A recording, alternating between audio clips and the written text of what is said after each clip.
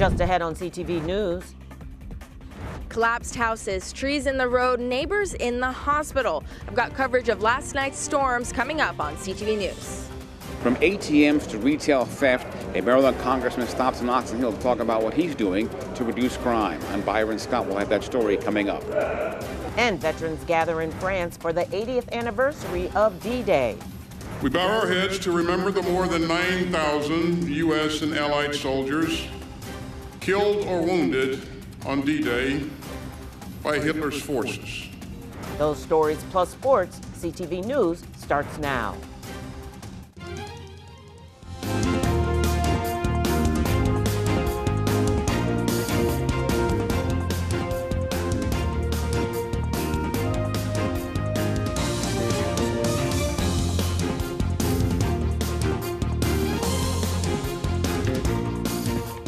Good evening. This is CTV News for Thursday, June 6th. I'm Gina Barty. And I'm Katara Jones. Thanks for joining us.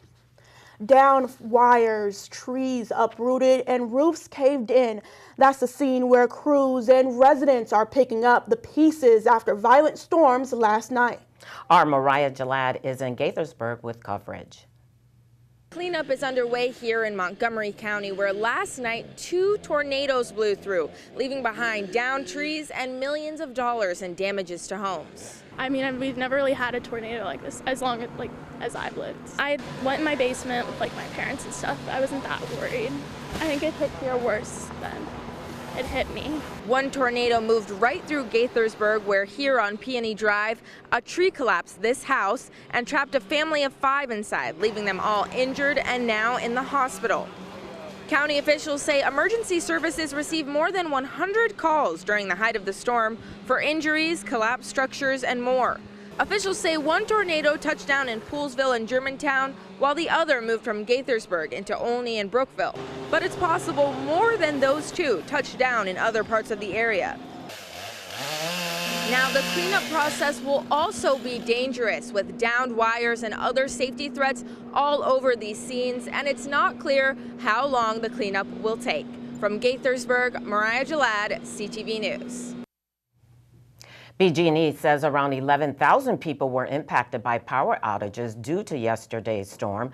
The majority of those outages were in Baltimore County, with damage from tree limbs and branches that fell across power lines. Even more severe weather is expected tonight, with risk of damaging winds. The National Weather Service says even though storms like this are rare in this area, take storm alerts seriously.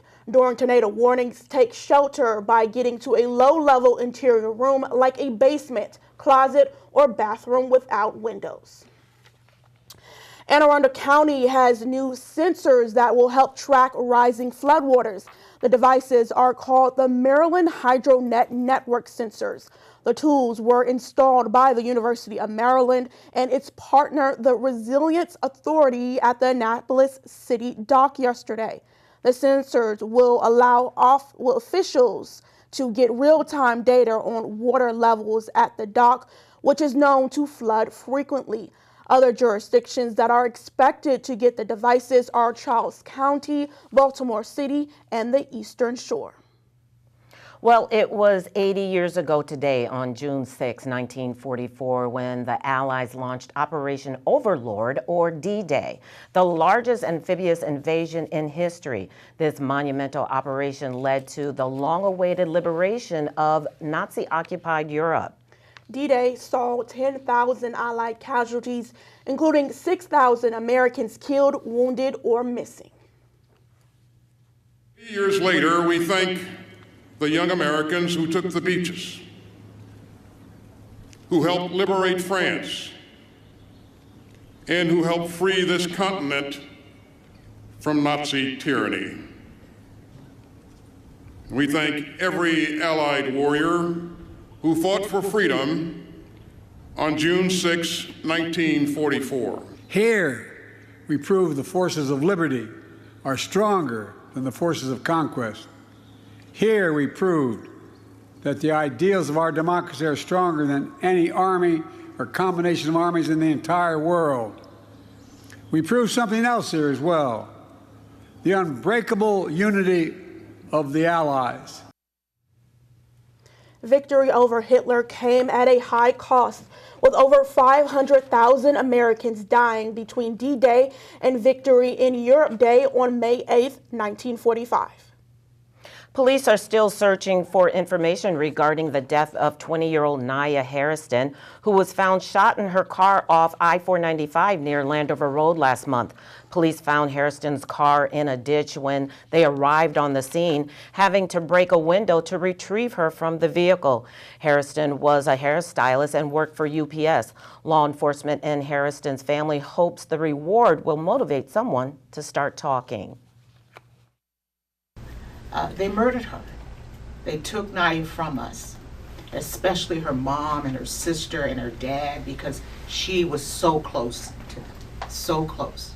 Somebody out there, whether they were driving on the roadway that night or whether it's somebody in the community that overhears something, that's what we want to get from this.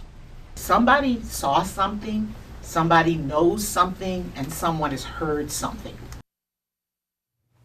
Her family hopes she will be remembered as a shy kid with a kind spirit who was driven to be successful. Maryland State Police are now offering a $20,000 reward to anyone who has information in relation to the shooting. And you're watching CTV News. Coming up, A new executive order is phasing out something old for a good cause. We'll have that story and more after the break. Another teenager, victim to fake pills. That smells like big crime that needs to be stopped. Before buying pills online, think about this. Should buying prescription pills be this easy? Yeah, bro, I'm picking up. Same guy? I bet. Got you 5. Think these pills are tested and safe? Think they're the same ones you get from a doctor? You know they're not. Did you know that fake prescription pills may contain fentanyl? And an amount small enough to fit on the tip of a pencil can be lethal. Listen.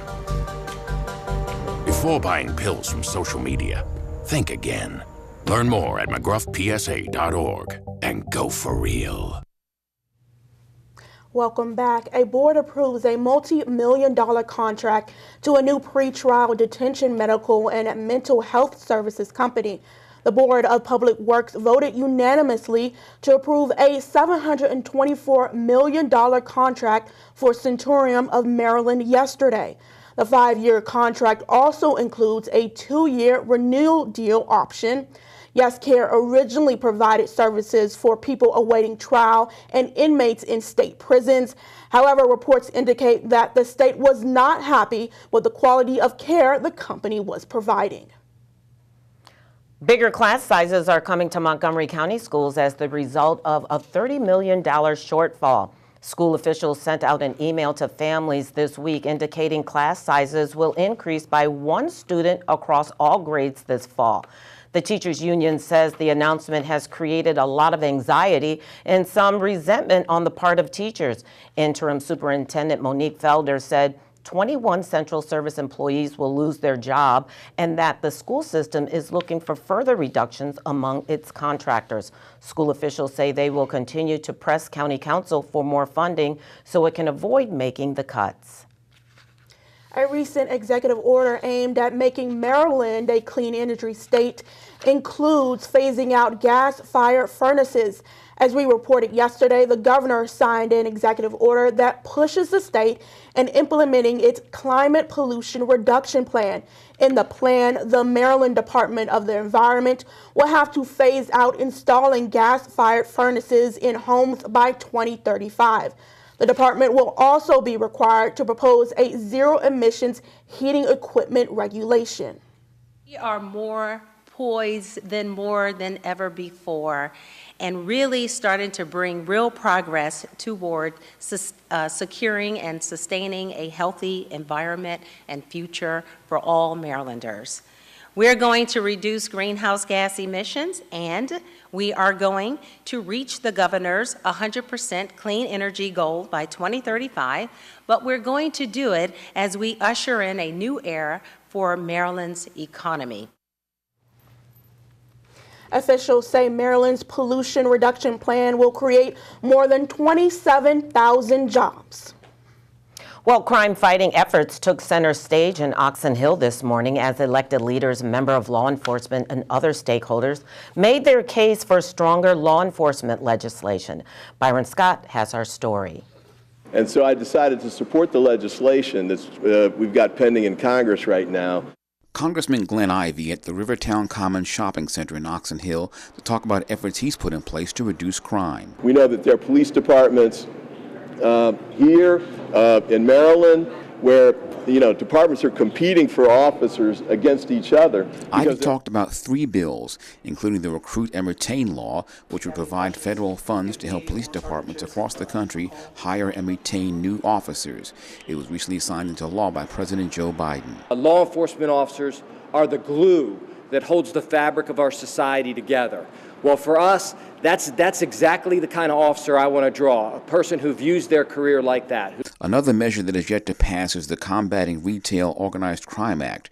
Retail theft is a huge issue nationwide. The bill's supporters say it impacts retail businesses and communities. When there's rampant retail theft, eventually a store may make the decision, a hard decision, to close its doors. That leaves the community without a resource for shopping. It leaves an eyesore with that empty facility. It means jobs are lost. The third bill Ivey hopes to get over the finish line is the Safe Access to Cash Act, which would essentially make robberies of ATMs at non-banking locations like 7-Eleven, for example, a federal crime, just like banks. We want to make sure that we're doing everything we can to address that, to protect people, to protect their funds, to protect employees at those stores. And a whole community that really wrapped their arms around him. Amy Gersley's brother-in-law was shot and killed in Baltimore in 2021 while servicing an ATM at a non-banking location. So far, no one has been arrested. I'm hoping that the access to cash, safe access to cash bill will make other individuals safer in accessing their financial services. I think we've got bipartisan support, and we're going to be able to move some of this legislation and get it done. Byron Scott, CTV News. Meantime, if you shop at retail stores like TJ Maxx, Marshalls, or Home Goods, you may start to see a noticeable change. Their parent company, TJX, said it's equipping some store employees with body cameras to hinder shoplifting and to keep customers and employees safe. According to the National Retail Federation, about 90% of asset protection specialists say that crime has become a major risk over the last 3 years, and that shoplifters have become more violent. Body cameras are one of the latest security measures retailers have taken, along with locking merchandise behind glass cases and removing self-checkout stations. And you're watching CTV News. Traveling by air may be convenient, but could rising costs delay your travel plans? We have details after the break. Welcome to the world of Be Kind 365, the new digital kindness platform from Born This Way Foundation. Join our mission of building a kinder and braver world wherever you are, whenever you can, by completing kind acts to yourself, to others, and to your community. Are you searching for ways to be kind but don't know where to begin? That's where the Kindness Generator comes in. It's the perfect tool to help you incorporate kindness into your daily life. With just a click, you'll have a new idea for a kind act you can perform anytime, anywhere. Today, I chose to send a quick, heartfelt text to one of the people I love the most. Getting myself flowers every week. Working out regularly and running, as it releases endorphins and makes me feel good. At Born This Way Foundation, we know from our research that kindness and mental health are inextricably linked. You can send kind messages, find mental health resources, and even share your story. Your story matters. Take the pledge to Be Kind 365 today at bekind365.world. Welcome back. While investigating a crash in the county, a state trooper was injured after being struck by a different car while he was in his vehicle early this morning. The trooper was on the outer loop of the Beltway around 2 o'clock.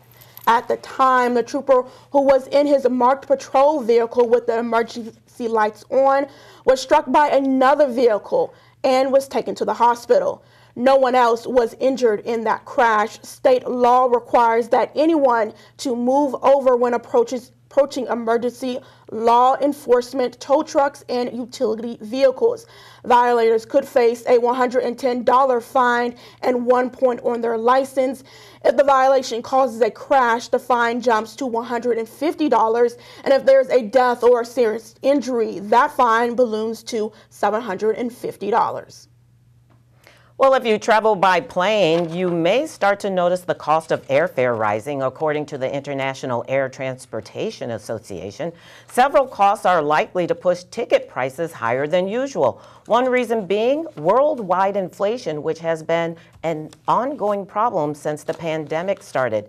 Industry leaders also say a global push for sustainable aviation fuel could lead to an increase in ticket prices.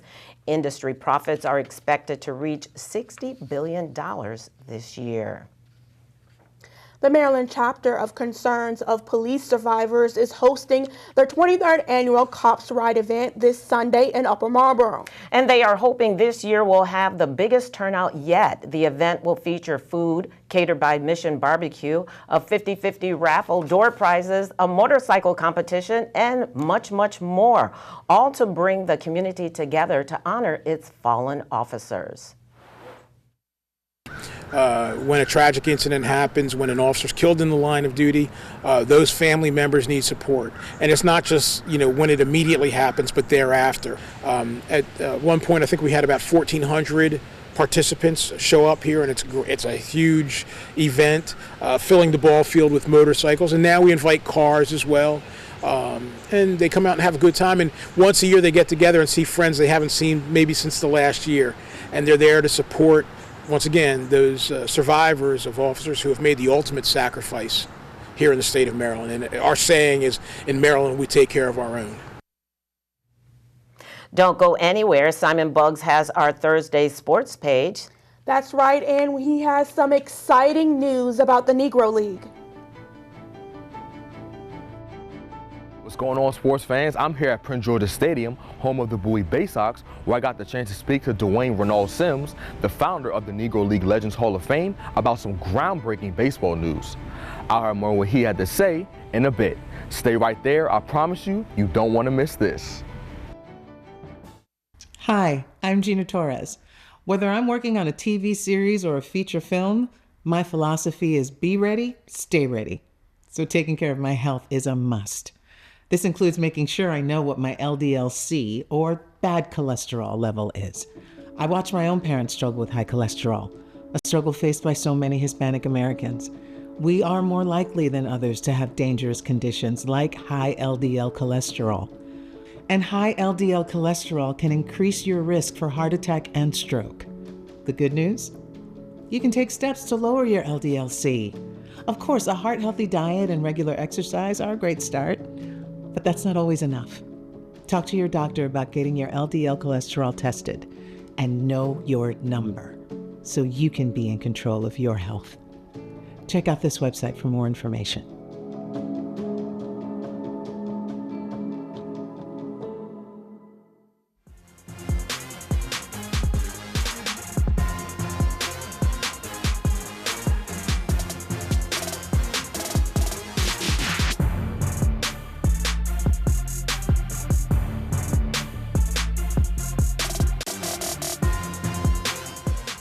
What's up, everybody? Are you ready? Because it's time for your Thursday sports page. We begin with some news from the world of baseball.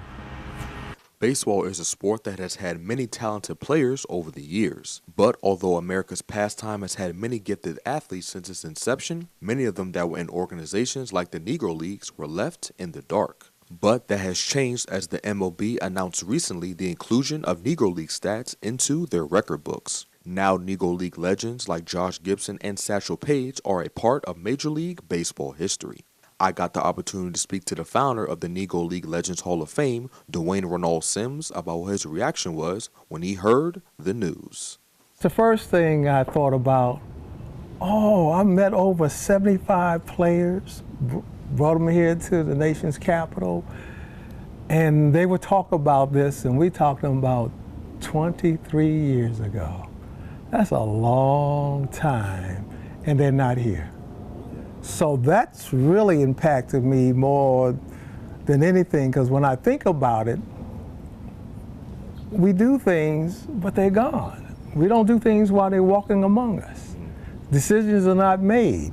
One legend in particular in the aforementioned Gibson has really made headlines, as with his stats now being included, he is now the all-time career leader in batting average at .372, as well as slugging percentage at .718. And Sims touched on Gibson as well as the other great players around him. There are so many witnesses that knows what he did in knocking those home run balls.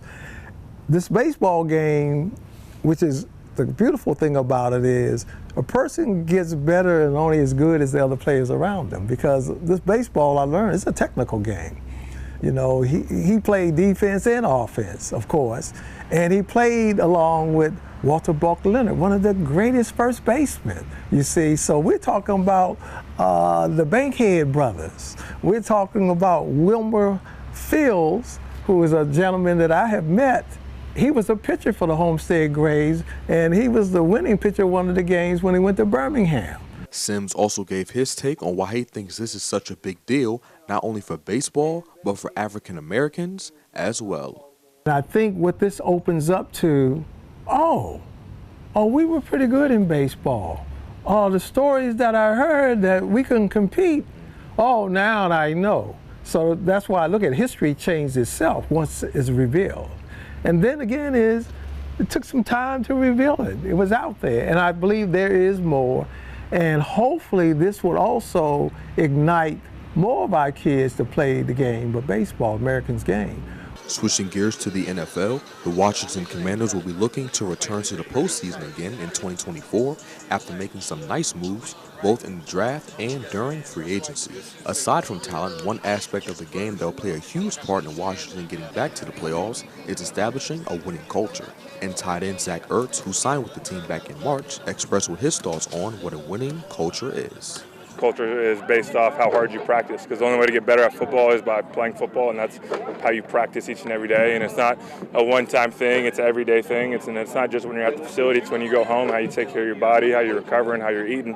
So you got to be obsessed with the process, and that's what we're trying to learn right now, teach this whole team what our standards are going to be, how we can be accountable to those standards. Obviously, we got a lot of new guys here, so we got to get on the same page. But the practices have been fun, the atmosphere has been awesome to be in, so I feel rejuvenated almost. And wrapping up sports, just a quick reminder, basketball fans, as the NBA Finals begin tonight. The Dallas Mavericks will match up against the Boston Celtics at 8:30. And that wraps up your Thursday sports page. From Prince George's Stadium, Simon Buggs, CTV Sports. Thanks, Simon. That was a great package. And let's take a look at our 3-day weather forecast tonight. Guess what? Thunderstorms are expected, so stay off the streets and stay safe. Friday, it's going to be mostly sunny with a high of 83. Saturday will be sunny with a high of 82 and a low of 64. Sunday, that sunshine continues and we get another high of 83 and a low of 61, but expect showers in the afternoon.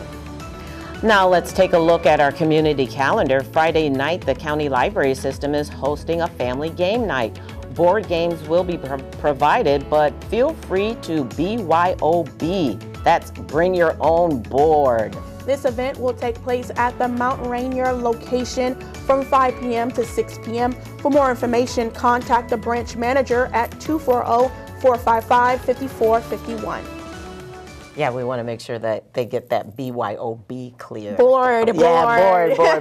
That's right. And that wraps up CTV News for now. Thanks for joining us. We'll see you again tomorrow. Good night.